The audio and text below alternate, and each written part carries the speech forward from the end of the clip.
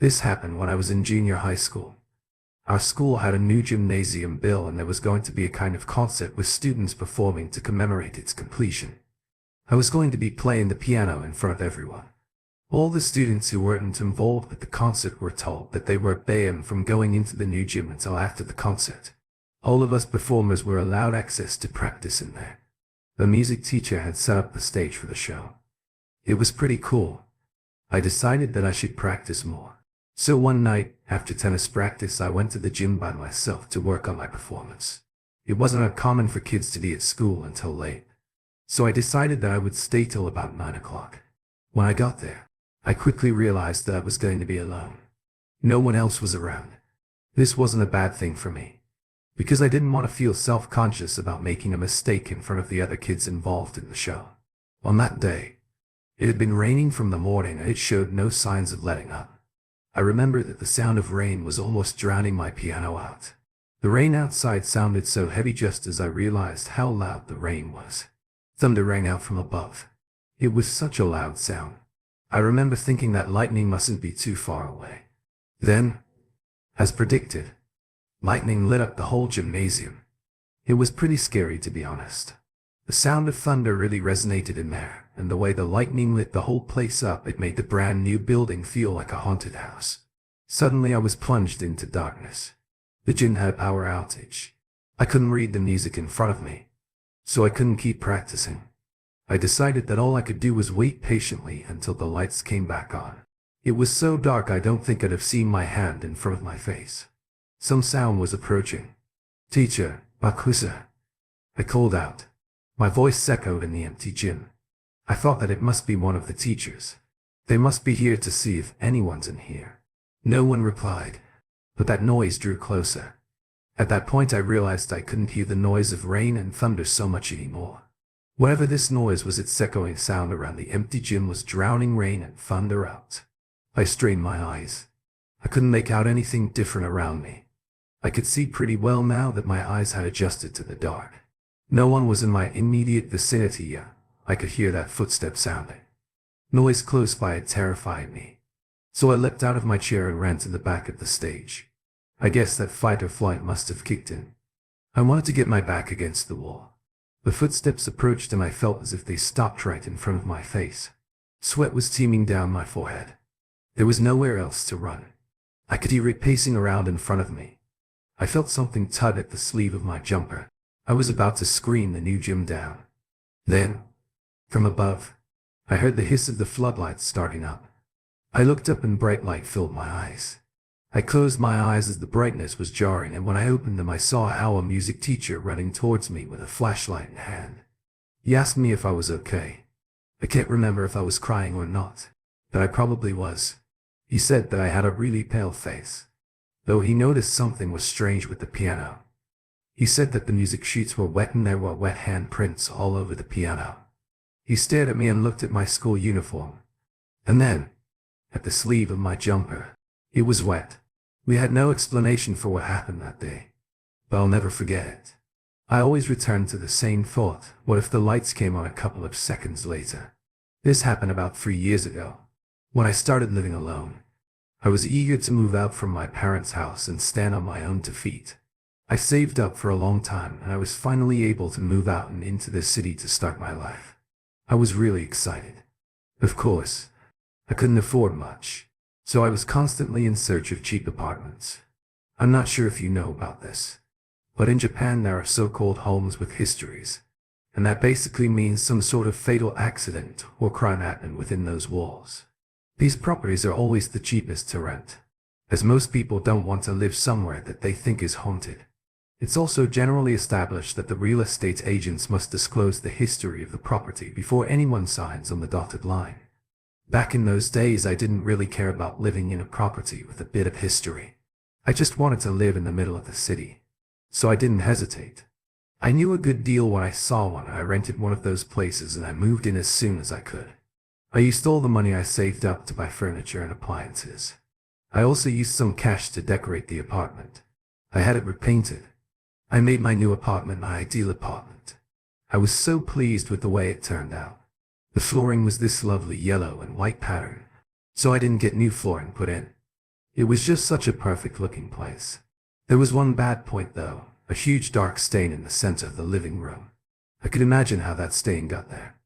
No matter how many times I tried, I just couldn't get rid of it. At first I didn't care about it.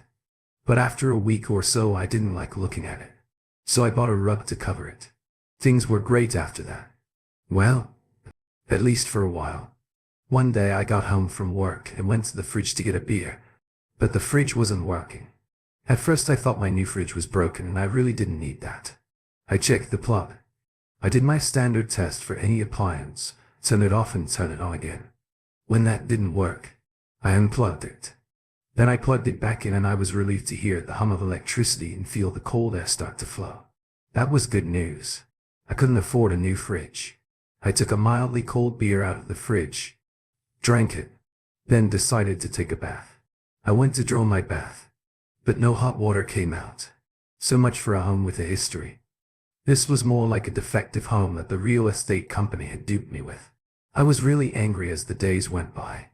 Other strange things happened. The gas wouldn't light now and then for the fire, and sometimes the electric went out altogether. I started to wonder if my apartment really was haunted. A week or so later I had a day off work and I planned on gaming all day and all night. I woke up in the morning and went to grab some breakfast and I noticed a really weird smell. It smelled like fish and blood. It was really weird. It seemed to be coming from the living room. I didn't have any fish in the fridge, so I was completely puzzled. I tried to find the source of the odor, but I came up with nothing. I had no choice but to literally douse my entire apartment in feathers with the smell at bay. It was time to game. I played for so long I didn't even realize it was night. When I glanced at my watch, I was hungry and I needed to go shopping. So I got up and headed to the door. This is the point where I'm gonna have to briefly explain the floor plan of my apartment. When you open the front door, there's a long corridor, and if you don't put the lights on, then it's pretty much pitch black during the day and especially at night. There's a toilet room on the right and a bathroom just beyond that. Begin on the right. And then after that there's the door which leads to the living room area at my studio apartment. It's just the one room separated by a partition. And I have a really small balcony outside, some sliding doors on the innermost side. So there I went to go get my shopping for dinner. I headed out of the lounge door into the long hallway. It was dark, as always, but something was different.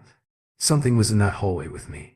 Something was in the dark there in my apartment because it was so dim I couldn't make out much, but there was something there.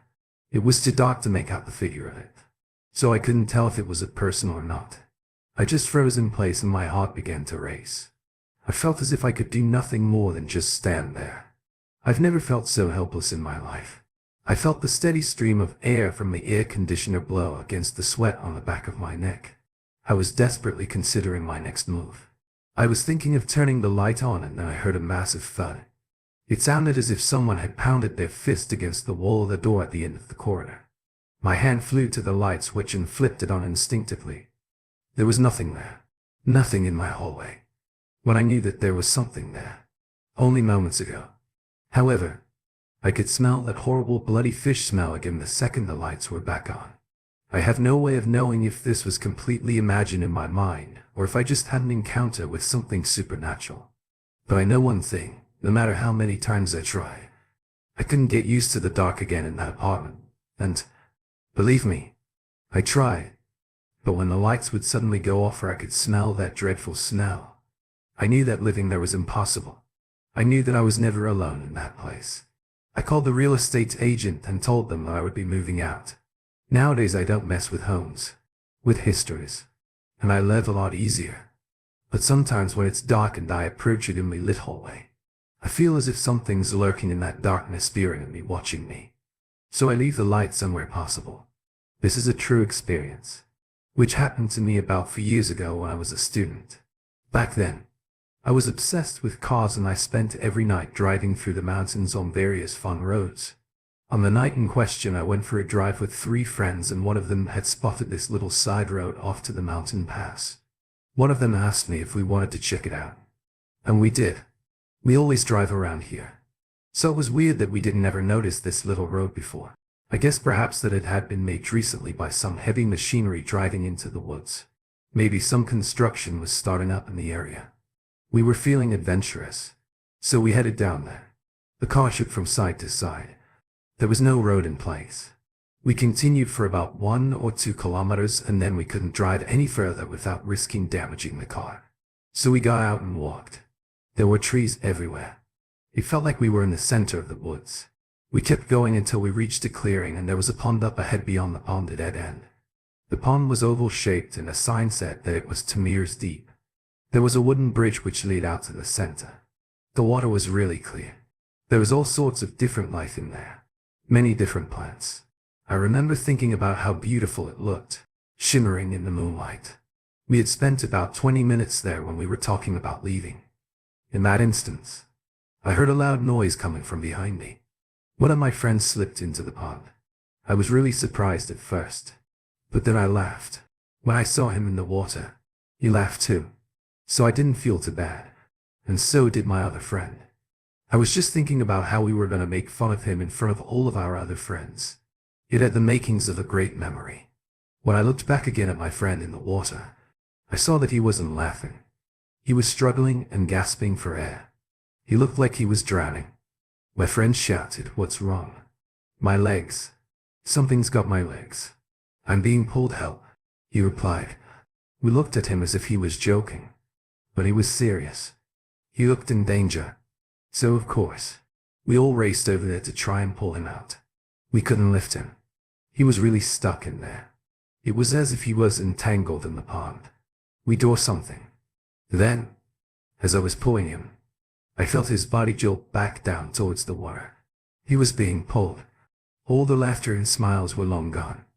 This was a horrifying situation. Our friend was in danger and we were alone in the woods.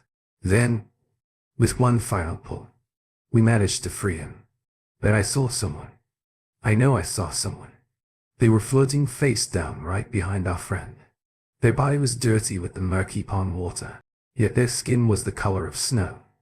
My first reaction was intense sadness. I nearly cried when I saw that body. I turned to see if my friends were seeing what I was seeing. And they were. Their faces were ghostly white and their eyes were wide. I was suppressing my desire to run away. I needed to get my friend back on dry land. My friends and I pulled as hard as we could.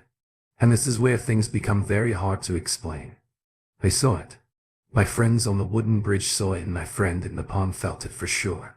As we pulled him out of the water, a white, pale hand was clasped around his ankle. We hauled him up and we just ran for as fast as we could back to the car. No one said a word until we were off the mountain pass. The silence was painful when we were fought. When we finally saw the lights of the city up ahead, we started talking. My friend who fell in the pond well. I don't know if he did actually fall. He said, "What was that?" I had no answer for him. So my ever friend replied, "There was a woman holding onto your leg. She looked dead." We found out later that the pass was actually a famous suicide spot.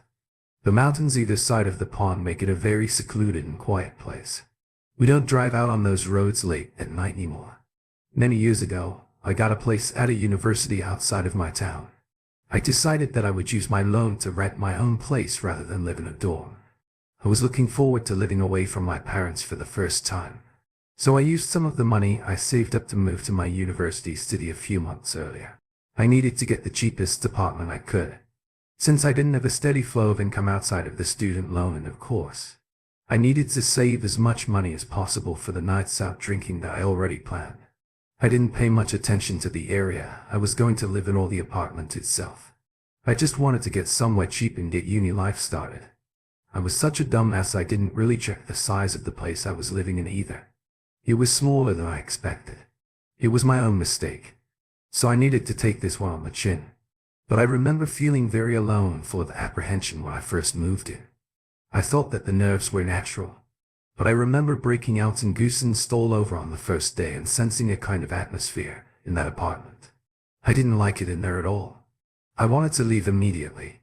But I knew that I couldn't move out on my first day, and I felt weak when I thought of running back to my parents. So I just had to put up with it. My mom was worried about me, so she called me that night. I expected she would. She always worried about me. She's slightly overbearing, but I love her. Her call was really helpful because I got a chance to complain about my new place and air my concerns. While we were deep in conversation, Her voice glitched out a couple of times. It was really weird. I checked to see if it was an issue with my signal. My phone back in those days had an antenna, so I checked that. Yes, I'm old. I thought that signals were supposed to be better in cities. It was a shame, because I loved talking on the phone. It was before the age of the smartphone and it was all we had. Although it glitched a couple of times, the conversation continued and we spoke about when we were going to see each other. Next, just as we were getting back into the rhythm of chatting, the lights in the apartment suddenly went out. It really creeped me out, since I'm a total wuss. But after a few nervous moments, the lights came back on. I was nervously chatting to my mum until I realized that the line had been cut. I thought she had hung up. I remember that night thinking about how horrible the vibe was in this new place. As I lay in my bed, I didn't even want to sleep. But eventually I drifted off. Since the first day I moved in, strange things went down in that apartment. Every time I had a phone call, it did that weird glitch thing. It was really frightening. I would hear strange and eerie noises every day and my mood was always really low. All that stuff I was excited about doing when university started didn't excite me anymore. I felt as if I was slipping into some form of depression. It progressed to the point where even my dreams were affected. I had nightmares. I couldn't remember much from those awful dreams I woke from. Except one thing. There was always a man in the nightmares who looked to be about 40 years old. He really frightened me. I couldn't figure out why. You know, he looked almost familiar. Like he wouldn't look out of place in a crowd. He wasn't creepy looking. He just looked like someone you'd walk past on the street. His skin looked slightly gray and his eyes were sunken. I hated those nightmares. He just stood there staring at me. This was all within the first month I lived in that apartment. I had just gotten used to my new life as a student. You know, travel, studying, workload management, etc. There was just one thing I couldn't get used to. The apartment university was a place of calm and my home life was just full of tension. I decided that I needed to clean the place up. So I opened up my window as wide as I could to allow for maximum airflow for dusting. I am pretty bad at cleaning. I don't really like it. So I'm ashamed to say that this was the first time I was going to be cleaning up since I moved in. I needed to grow up and I thought that cleaning up and becoming more organized would be a great place. To start, I decided that I was going to make my apartment spotless well. First things first, I needed to get rid of all the cardboard boxes from the move. I hadn't even unpacked my boxes yet. I went to open the closet, and when I did I was completely shocked by what I saw. There were hundreds of these religious scribbles, cuttings and seals plastered all over the inside of the closet. There was also some weird red writing on the ceiling in there too. I noped out of there. I have no idea why those things were in the closet, but I guess I would say that they were a preventative method for hauntings. Like if you went in the closet, you would be safe from something. With that lingering on my mind, I knew that I couldn't live there anymore. I wanted to know what happened there and thankfully I was friendly with one of my neighbors. So I asked some questions about what went on in there. It turns out that a former resident took their own life in my apartment. I was shocked when she told me that the person who lived there before me was a man in his 40s. Could he have been the man from my nightmares? I often wonder if he was trying to tell me something. What was the deal with those religious things in the closet? Why were they still even there? I wonder what was going on in his mind. Maybe he was the thing I was supposed to hide in the closet from. I have so many unanswered questions. Of course I don't live there anymore. But every time the signal cuts out just for a second, or I hear some sort of voice distortion, I shudder and think of that apartment and that closet. I have been a taxi driver for 27 years and I've seen and experienced some pretty strange and frightening things in my time on the road. Of all the things that I've seen, this is either number one or number two. I think it was about 3 a.m. I was heading back to the taxi rank after I dropped off a customer on a long-distance run. I work in a rural town and we don't often get many customers after midnight. Only a few drivers work. That time of night I was driving through some forest roads. Tall cedar trees were either side of the road. I could hear the crickets chirping and for some reason I had a bad feeling. Well, in the pit of my stomach, I felt intense sadness wash over me. Like I was being smothered by misery. I felt like I was suffocating in my own car. Since that night, I have heard that you usually get that feeling when something bad is about to happen. I decided to distract myself by turning up the radio. But try as I might, I couldn't shake that feeling. Then I realized something. I was heading towards the dam. There was a bridge near that dam, and according to local legends, it's a major hotspot for paranormal activity. The locals don't go anywhere near that bridge at night because of all the rumors that surround it. I have my own experiences with that dam too. I had a passenger who wanted to end it all one night. I stayed up half the night persuading him not to do it. I gave him some money, 10 yen. That's about $85, and then I took him to the train station. By the time the sun came up, I told him to give life another try and go somewhere new or visit a friend or a family member. 3 days later, he was found floating face down in the dam below the bridge. Sorry story got away from me there anyway. I don't usually drive around that area at night, so I was a bit creeped out. I don't know why. Because in the middle of the day it's just another road, right? But at night it was something else. Especially that night. Well, as you might expect, there were no other cars or people in the area. I was thinking about just turning around and going a different way back to the taxi rank. But I realized it would be such a waste of time. I'd come this far, and it was too late to turn back. Now I had to drive over that bridge. After leaving the cedar forest, I approached the dam. There was very little light out there. The street lights are so dim on the bridge. I was about halfway over the bridge when I saw the shadow of a person stood by the guardrail. It was a man. I shuddered. There were only two types of person that man could be: a person about to jump or some sort of apparition. If it was a guy who was thinking of jumping, then I don't think I could have slept easy for the rest of the night without pulling over and asking if he was all right. I pulled into the hard shoulder and I stopped my taxi. I got a closer look at the man. He looked to be about 60 years old and he was well dressed. Had a guess, I would say that this guy had some sort of financial issues and he was considering his options. He was making some sort of motion with his hands towards the dam. It was very eerie that time of night to see him there doing that. Strange doesn't even begin to describe it. I thought he was scattering fish food, something you know when you toss bread or fish flakes in a pond. It was that kind of emotion. I lowered my passenger seat window and called out to him. "Excuse me." "Sir." He just glanced over his shoulder and stared at me briefly and went back to what he was doing. "What are you doing out here so late?" "Sir," I asked. "You said nothing." I got a bit frustrated and got out of the car and went to approach him. I know he heard me coming because I didn't exactly creep up. He still didn't even acknowledge my presence. It was so strange that I couldn't help stand there and watch him. I realized that he was scattering tiny pieces of paper into the dam below. I thought it was money for a second, but then I realized that the paper had these weird squiggles on it. Why on earth was he out here rat-free and doing this? I looked over the side of the bridge into the dam and I really wished that I hadn't. I saw something terrible down there. I saw eyes peering up at us from the ebbing darkness. Below shapes shifted and swirled and all I could make out were eyes. There were eyes so angry yet sad at the same time. Lost and confused shadow expressions writhed away from the paper. The old man was scattering. I felt sick. I had to turn away, but I was met by the old man. Stare, and he finally opened his mouth. "If you don't do this, sometimes they come back." I got in my car and sped away. I hadn't been back to the dam since night or day. Strange things happen when towns and cities sleep out there in the wild woods. You